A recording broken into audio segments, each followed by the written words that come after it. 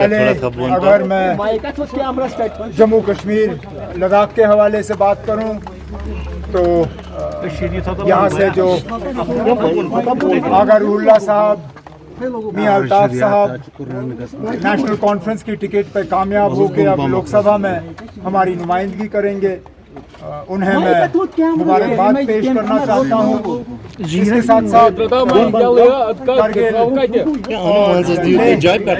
के लोगों ने बीजेपी के उम्मीदवार को वहाँ हरा के हाजी हनीफा जान साहब को जो कामयाब किया, वो भी अपने आप में एक बहुत बड़ी बात है।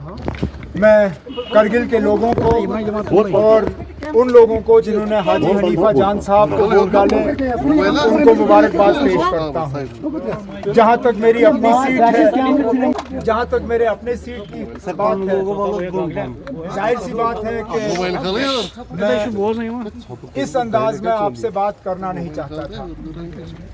मेरी ये उम्मीद थी कि बारामूला काउंटिंग सेंटर से डीसी ऑफिस जाके अपना सर्टिफिकेट लेके मैं आपसे बात करूं, लेकिन अल्लाह ताला को वो मंजूर नहीं था और बारामूला पार्लिमानी सेगमेंट के लोगों ने जो फैसला सुनाया है वो हमारे सिर आंखों पे, जिसके खिलाफ मैं इलेक्शन लड़ रहा था, वो उसकी मुखालफत करना मेरे लिए ज़्यादा आसान था।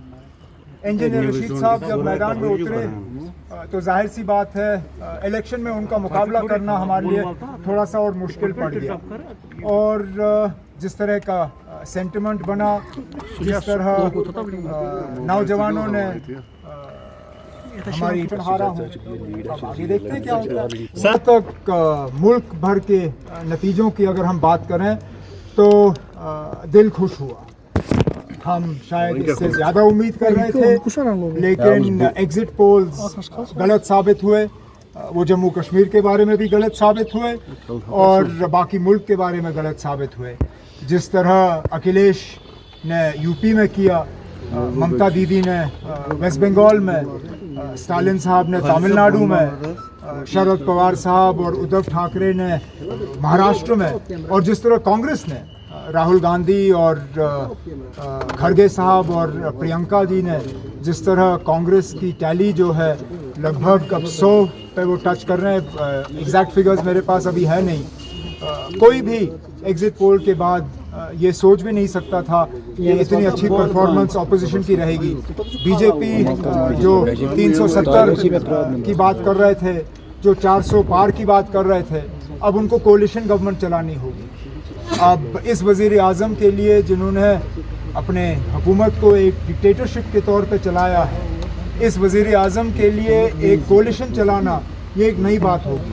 मैंने खुद कोलिशन चलाया है, मैं जानता हूँ कितना मुश्किल है कोलिशन चलाना। मैंने वाजपेयी साहब की कोलिशन में काम किया है। अब ये हमारे जो आज के वज़ीर आज़म हैं मोदी साहब, ये कहाँ तक अपने स्टाइल को एडजस्ट कर पाएंगे एक कोलिशन के लिए, ये अब आगे वाले दिनों में हमें पता चलेगा। अभी तो अपने इलेक्शन से मेरे जो है मेरा दिमाग जो है वहाँ से हटा नहीं। अब अगर किया है तो किया है।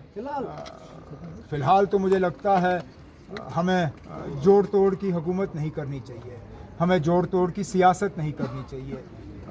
प्री पोल अलायंसेस जो रहे हैं, मेरा अपना मानना है कि प्रेसिडेंट राष्ट्रपति साहिबा को प्री पोल अलायंस के तौर पे जो है अपना फ़ैसला करना चाहिए, और जो लोगों का फ़ैसला है वो हमें तस्लीम करना चाहिए।